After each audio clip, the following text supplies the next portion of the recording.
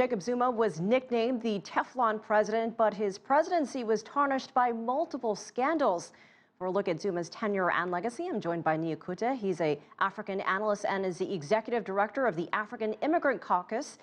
Also helping shape our conversation is my colleague Anand Naidoo, host of The Heat. Welcome to you both. So Anand, let's start with you. You lived, worked, have family in South Africa. Just your reaction when you heard this news come down. What was the tipping point for Zuma to finally step down? He was so reluctant up until this point. Well, my immediate reaction is this is a new day in South Africa. I think when South Africans wake up in a few hours on Thursday morning, they will wake up with a lot more optimism in the country, much more positive outlook. I think the tipping point was the fact that he was going to be facing this vote of no confidence in Parliament. That would have been a humiliation for him. And Cyril Ramaphosa, the man who is going to become president, did warn that they did not want to humiliate this president. So I think that was a tipping point. He saw the writing on the wall there. There was no way out. He tried to stay on in power. In fact, one of his conditions was that he stay there for 3 to 6 months. But this was a tarnished presidency. This was a president who was embroiled in scandal for most of his presidency. He initially faced allegations of raping someone. Then there were these state capture allegations, corruption in the country. He seems to have been captured himself by these Indian immigrants, these brothers who made their home in South Africa, the Guptas. I think this is a very positive move for South Africa. I think it's a very positive move in some respects for Jacob Zuma as well.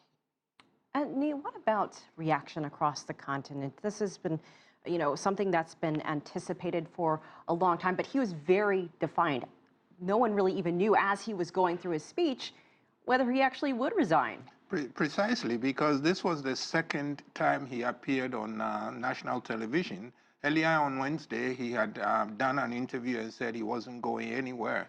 And then Mr. Ramaphosa and some aides went to see him. In terms of the reaction across the African continent, I think we'll have to see, as Anand mentioned, South Africans will wake up to the news. The rest of the continent will also wake up to the news. So we'll be watching to see. But my guess is that most Africans will be very happy because they are so fed up with politicians that they see as not having their interests at heart, who stayed too long, who are have been involved in corruption. Now, in all fairness to Mr. Zuma, we might say these are allegations. Nothing has been proved. But in terms of politicians, my opinion is that it's said like Caesar's wife, you have to have a great image. So whether it's true or not, the allegations have been way too many.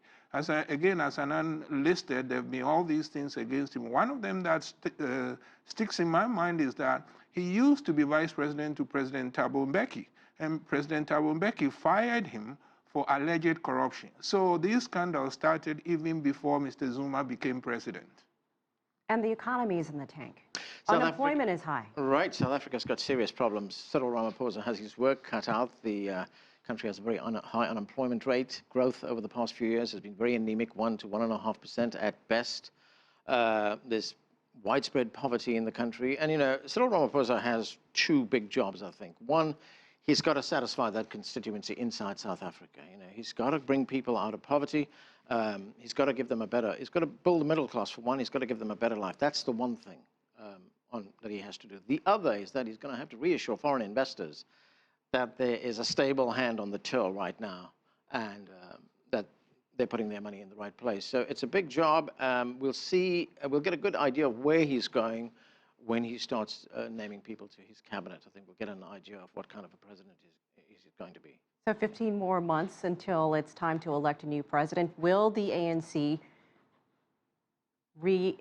have a new renewal as the party of Mandela? I mean, will it go back to that? Some people have said that it's come away from being the party of Mandela. Yeah. I think it has, and I think, again, Anand is right on point because he has these 2 sort of constituencies, audiences he must satisfy. I expect him to zigzag, so to speak, satisfy some for now, because if you look at the actual 15 months in the elections, majority of the voters will be poor South Africans. But until then, international investors, the global media, they want to see changes very quickly. And so I expect him to sort of do some things to satisfy the international community for now while he's talking to the average poor South African voter. And then when the elections are close, I expect him to move in a more populist direction. What do you think? Is 15 months enough time, Anand? You know, the ANC has been damaged by this. It certainly has been damaged. One of the jobs that Cyril Ramaphosa has is also to repair that damage, to put the shine back on the ANC. And, you know, we'll just have to see what happens in the months ahead. He would like to put this behind him, but you have to remember that Jacob Zuma, as Nii pointed out, faces a whole slew of allegations. He still has to go through the legal process. There's something like 783 charges against him right now. He has to go through all that. That's right. He steps down, and then what happens? He's not the president, but what happens? Right. There is a chance that he could be convicted. He could be sent to prison. What will that do to the ANC? Now, the ANC, Cyril Ramaphosa has a dilemma here because he is not legally empowered, of course, to grant any kind of immunity to the president, but he can pardon the president if the president is convicted. If he does that, how's the country going to look at that? Because, you know, there have been some commentators in South Africa that have been saying we can't allow someone who has looted the country to get away with it. The ANC has problems. About 30 seconds left for you both.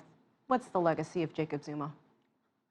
Oh, that's I think it's this scandal reading image, and especially with elections coming and with a whole slew of opposition parties nipping at the heels of the ANC, they would try to push this narrative. So in terms of legacy, I think it depends on when you look. I mean, a year from now, 2 years from now, it still be pretty bad, but later, you know, time has a way of smoothing out the foibles of presidents, even those who go out in disgrace. What do you think, Anand? You know, I think this is a big turning point for the ANC, I think in more ways than one. A new president, but I also think Cyril Ramaphosa marks a different group of people who are now going to be running the country. When you look at Jacob Zuma and the people before him, Thabo Mbeki, Nelson Mandela, that was the kind of old guard, the people who fought the anti-apartheid struggle from the outside. There were many of them in exile, many of them in prison on Robben Island, a political prison. Jacob Zuma himself was in prison over there. That's the one group. Cyril Ramaphosa was part of a group that waged the anti-apartheid struggle inside the country under the banner of an organization called the United Democratic Front, the UDF, in the late 80s when there was a lot of violence in the country. So he comes from a different group. I think this is a big turning point, a departure from what the ANC used to be, and that's the basis on which, and I think the irony of this is that they're going to have to fight this election coming up on an anti-corruption campaign. All right, Anand Naidoo, I know you're working on a show focusing on Zuma, your next Heat show. Nii Akuetteh, Anand Naidoo, thank you for joining us. Thank you very much.